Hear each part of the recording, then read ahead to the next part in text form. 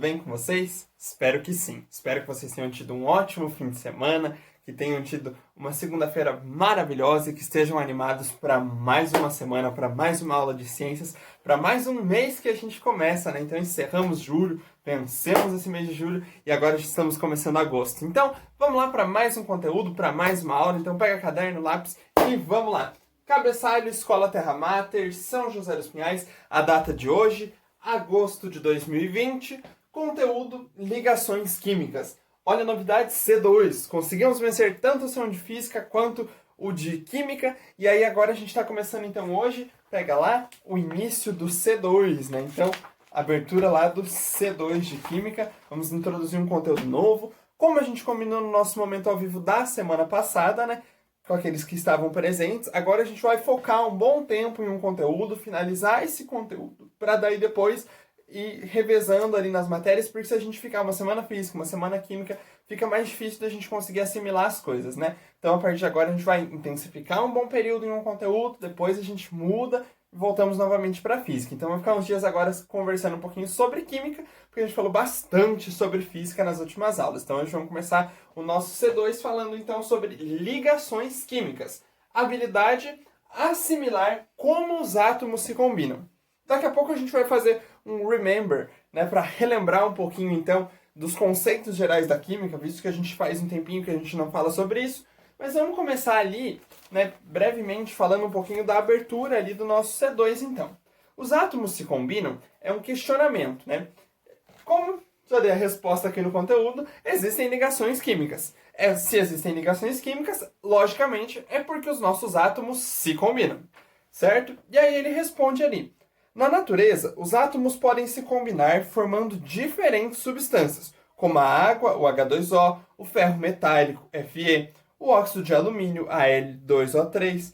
Cada uma dessas substâncias apresenta propriedades e aplicações distintas. Então, diversas substâncias que vão ser formadas e que vão ter aplicações distintas, como a água que a gente bebe, o ferro metálico e o alumínio, certo?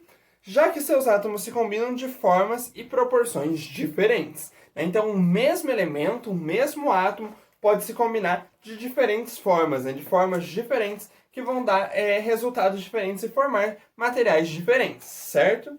Em nosso dia a dia, estamos em contato com diversos materiais, cada um deles constituídos de combinações distintas de átomos, certo?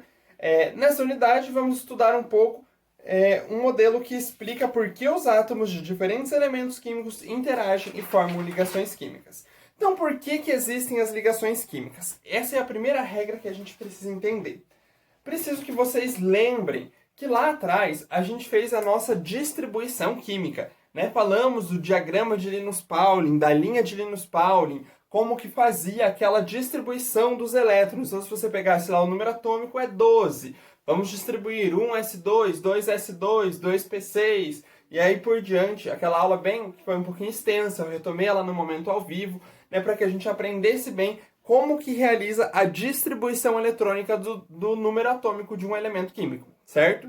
E aí, quando eu dei essa aula, eu falei sobre uma regra que se chama regra do octeto, né? Que eu só dei um time, assim, falei rapidamente sobre ela. Por quê? Porque agora a gente iria retomar. Por que a gente vai retomar?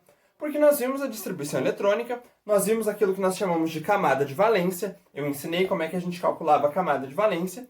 E aí a gente viu que nós tínhamos elementos com diferentes números na camada de valência, que é a última camada da distribuição eletrônica, né? Então tínhamos átomos com 1, com 2, com 3, com 4, com 5, com 6, com 7, com 8. O que acontece? Existe uma regra que se chama regra do octeto. Regra do octeto. Anotem esse nome porque ele é bem importante. O que é a regra do octeto? É a regra que diz que todo elemento químico, para que se torne estável, precisa estar com 8 elétrons na camada de valência, certo? Só que o que vai acontecer? Nem todo elemento, nem todo átomo, em condições naturais, vai ter 8 elétrons na camada de valência, certo? Então, nem todo átomo em condições naturais, na natureza, vai conter esses 8 elétrons na camada de valência. E aí, o que ocorre? O que acontece?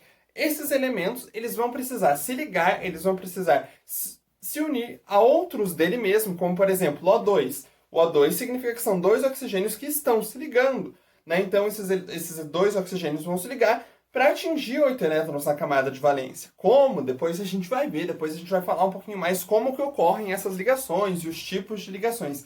Mas o que a gente precisa entender hoje nessa aula? Que cada elemento vai precisar se ligar a outro dele mesmo ou a outro elemento, como o H2O, então dois hidrogênios que se ligam com o oxigênio, para quê? Para ficar estável, para ter 8 elétrons na camada de valência, certo? Então os elementos vão fazer isso, eles podem se ligar a outros dele mesmo ou a um outro elemento diferente para que ambos atinjam esses 8 elétrons na camada de valência, ficando então estáveis. Então é como se fosse a meta de vida, vamos dizer assim, né, de um elemento químico. A meta de vida de um elemento químico é atingir 8 elétrons na sua última camada, na sua camada de valência, para que ele consiga ser estável. Então o que vai acontecer? Nós vamos ter elementos que vão precisar doar e elementos que vão precisar receber, né? Então, isso a gente vai ver mais a fundo quando a gente for entender a ligação. Mas, por exemplo, se um elemento tiver 6 elétrons na camada de valência, o que é mais fácil acontecer? Ele receber 2 ou ele doar os 6?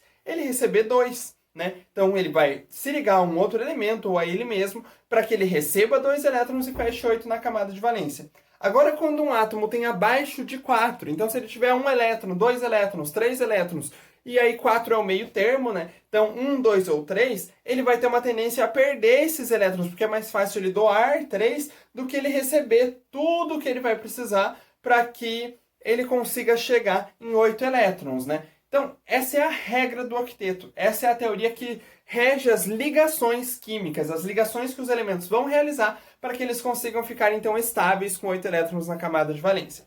Certo? Eu não vou me aprofundar nessa aula ainda nos tipos de ligações e como que ocorrem essas ligações, porque eu sei que quando vocês assistirem, vocês vão precisar relembrar e retomar um pouquinho a questão da distribuição eletrônica. Porque, como eu falei lá atrás, a gente não consegue entender o conteúdo aqui da frente, que no caso é as ligações químicas, sem entender como que a gente vai fazer aquela distribuição eletrônica, aquela soma de expoentes, que eu lembro que a gente falou sobre isso na aula ao vivo.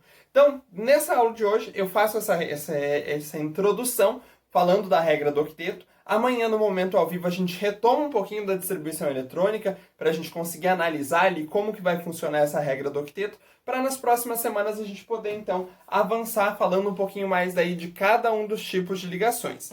Belezura? Eu quero retomar rapidamente para a gente fechar esse quadrinho do Zoom que tem ali na página 4, que vai dar alguns conceitos que são essenciais para a gente retomar essa parte aqui, visto que a gente ficou principalmente uns dias sem falar sobre química.